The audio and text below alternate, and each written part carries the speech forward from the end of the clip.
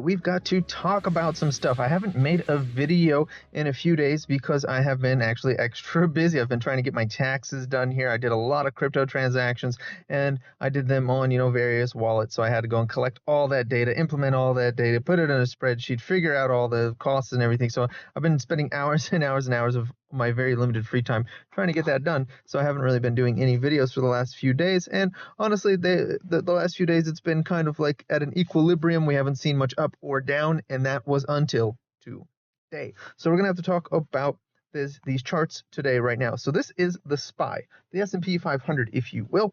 And we are looking at right now technical breakdown. And why is it technical breakdown? Well, it's because of this line right here. Let me actually do that a little bit better. I can do that better. Where's my button for undoing it? There it is, whatever. Right here and right there. That is a bear flag. So we came down, went up in a bear flag, and this right here is breaking out of that flag to the downside. Now, this doesn't necessarily mean that everything is going to completely fall apart right away. No, not necessarily, but it isn't good. All right, so basically, at this point now, we are watching this price level right here. 550 basically. We're looking at 550. If on Monday we go beneath and close beneath 550, then we're in serious trouble. Okay? That's basically where this is right now. We are in serious trouble if on Monday we get beneath 550 and close beneath 550 on the SPY. If that happens, this 10% pullback turns into a 20% correction. That 20% correction may turn into a 20% plus some odd percentage recession. So that's what we're watching right now. So basically 550 is the line in the sand. We lose 550, we're probably going to go beneath 500 on the SPY. And what does that mean for other tickers? Let's talk about like QQQ. QQQ, it's even closer, and you can see we had the flag, it broke beneath the flag, closed way beneath it. If on Monday we do not recover and we find ourselves drifting beneath 460, 650 on the QQQ, well, this little drawdown, this little 10% pullback ends up being a 20% correction. That 20% correction may turn into something more recessionary. Okay, so that's what we're watching for right here. And that right now, we could actually end up seeing 27% if it doubles from here, which would take us down to, 392, so sub 400. Currently, we're looking at a move down, a total overall move down, there we go, of about 13%. So we could go even further since QQQ is tech heavy. So how is this impacting Bitcoin? Let's go ahead and take a look at Bitcoin. I went way past my Bitcoin, didn't I? Yes, I did. How's it impacting Bitcoin? Well, it's holding up a little nicer than some others, but not great. You can see that this red line here, this one, we broke beneath that upward trend line today, so that's not great, but we did just come back to support and hit support and stall.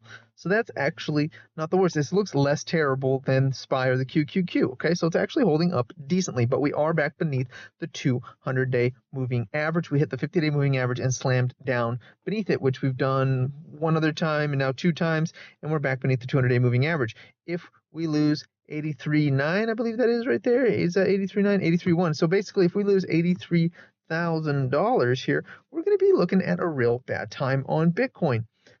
We could find ourselves at the bottom of this descending channel right in here. Let me draw it right there. You can see the lines better now.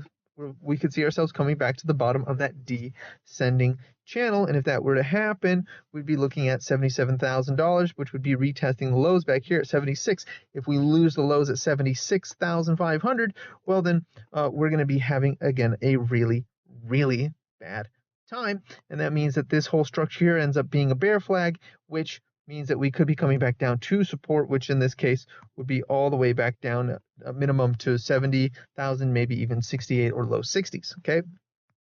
Again, this doesn't mean it's happening, but it does mean you need to prepare for it. Be mentally prepared for this thing. Be ready to jump ship should it occur. And the miners are getting absolutely obliterated, especially the warrants. So I'm taking a real nasty bath on my CLSKW right now on what I have remaining of it. So I made a few $1,000s off that initial pop, and I'm basically gave all of that back now. I'm down 60% on my remaining shares that I had in CLSKW right now. I am still holding it right now because it's not a huge position, and I do expect it to eventually break this descending channel that it's in, but it is getting absolutely destroyed, and who knows when that's going to come back. I have no clue when this is going to come back.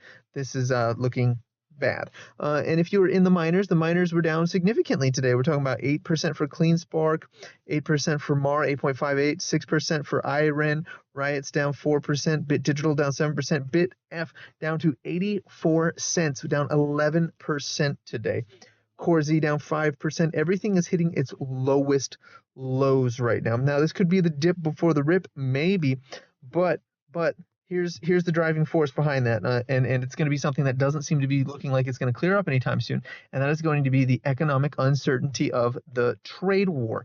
And this was exacerbated yesterday with Canada coming out saying that the old relationship with the U.S. is over. U.S. is no longer a reliable partner, and that could open the floodgates for other allies of the United States to abandon it. Okay, that's a problem. That is showing huge uncertainty. It's showing a big, major problem in the global economies, which are all intertwined and entangled now. They are trying to de-entangle themselves, untangle themselves, whatever.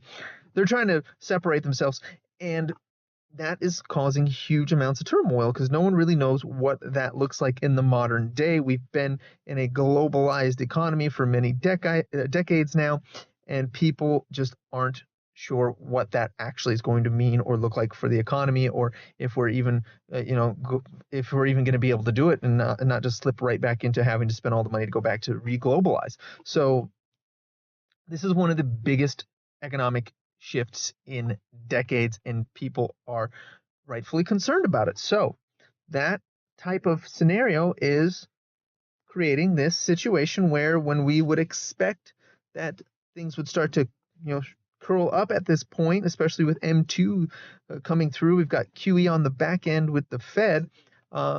It's not happening. It's not going up. Money is still fleeing away. It's going to places like silver. Going to places like gold. I wouldn't even buy bonds in this market.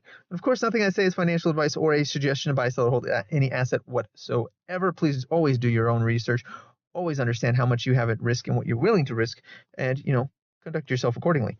Anyways, this is silver. Silver's been on a bit of a tear, and it's in a bit of a channel. I'll draw that channel real quick. Just this line here, that line there. We're in a bit of a channel upward right now on silver. We're near the top of that channel. I think I would wait for it to come a little bit closer to the bottom and then start, chopping its way back up from there on this channel, which would be this green line I've got drawn here, maybe just a little bit above that green line, maybe that white line perhaps, or a little higher than that white line right now, because it does seem to be accelerating, and it could be making a nice big cup like this. Could be making a nice cup, maybe a little handle, and boop. That's what we'd be looking at for silver potentially. But that's one of the reasons silver is going off so well. We've got gold. Gold is going very well. And you say, oh, but Bitcoin is digital gold. Why isn't that one going up as well? Well, it's because this is actual gold. All right. You can be digital gold or whatever kind of gold you want to be all day long. But when it comes to gold, gold is gold. Nothing else is. And when things are uncertain, when people are scared, they're going to go to gold. They're not going to go to Bitcoin. I'm not going to comment on whether or not that makes sense or whether or not, it's warranted in the modern day or any of that nonsense. But that is simply how it is, because as you can see, gold has been on a tear for a long while. It's been on an absolute tear since April of last year, and Bitcoin has not been. Okay. The moment things got tough, Bitcoin went down, gold went up. So that's, and I'm not a gold bug or anything. I actually don't own any gold, but I am looking at it now, which sucks because it's really high, but I am expecting, so let me draw a line. I am expecting it, because right now it's kind of near the highs. I'm expecting it to eventually come back to this white line at some point, touch it, maybe fall a little bit beneath it, maybe come to like 271 or something like that. Let me get some lines on here. maybe like come back to here at some point, and I'd be looking at buying some there on for the way up, because again, the flows are currently there. I don't think that gold is done running up. Also, the United States government is talking about revaluing its gold. Currently, part of it is this here. Is it time for the US to revalue its gold reserves? This came out about a month ago, but it's relevant to right now because it hasn't happened yet and they're still talking about doing it. So currently, you can see right here, the US currently values its gold at $42 per ounce. On the open market, it goes for over $3,000 per ounce now. That's a huge, huge disparity. The last time that the United States revalued its gold was in 1973. So basically, this would give huge balance sheet expansion for the United States government. I would also, give us some room to potentially significantly reduce our debt. But if the United States is to revalue gold from $42 to $3,000, what do you think is going to happen to the price of the open market gold? That's right. It's going to like triple, like overnight, basically. It's going to triple. Okay. Or more. So before this, let me find it. I can't find it. I don't know if it's in this article or not. But before that 1973 adjustment, they did an adjustment a very short period of time before that and adjusted it up to something like $30, and then immediately had to go around and a few years later and upgrade that adjustment to $42. And that can happen this time as well, where we adjust the price up to $3,000 and it spikes to say like $10,000, $15,000 per ounce, and then they revalue it again to like $7,000 there, which would significantly, or even 10, and which would significantly increase the balance sheet again for the US government, and also significantly increase the value of gold. So if they were to actually do this, gold would go up in price insanely. So keep your eyes on this news as well. So that's another reason gold is taking off in other precious metals. So that's what we're looking at for right now in that respect. So that's why gold's going up, why silver's going down. People are scared. People are concerned. They are rightfully so concerned. And you retreat to safety. And what's safe if stocks aren't safe? What's safe if bonds aren't safe? I wouldn't be buying bonds right now either. I don't trust this government. They don't seem very stable right now at the moment, and I'm not so sure that they're going to get this balance sheet under control, so I don't want those either. So what's next? Gold. And that's where people are flocking to, and that's why that's been taking off while everything else seems to be just absolutely flopping. Nothing seems to be getting held up properly by any of this. And it's quite frustrating. TMF did go up a little bit, so bonds have been going up a little bit, but I wouldn't be buying U.S. bonds right now personally. And of course, nothing I say is financial advice or a suggestion to buy, sell, or hold any asset whatsoever. This is just my opinions. Anyways, none of this is going to improve until the trade war is over. That's it. That's all there is to it. It will not improve until this is definitively done with. Until then, we are going to have volatility. We're going to have pain. We are going to get 20% up days and 30% down days. It's just going to be back and forth, knives in your back and your face all over the place, just going everywhere. You're going to try to short this market and it's going to spike. You're going to try to go long and it's going to knife you.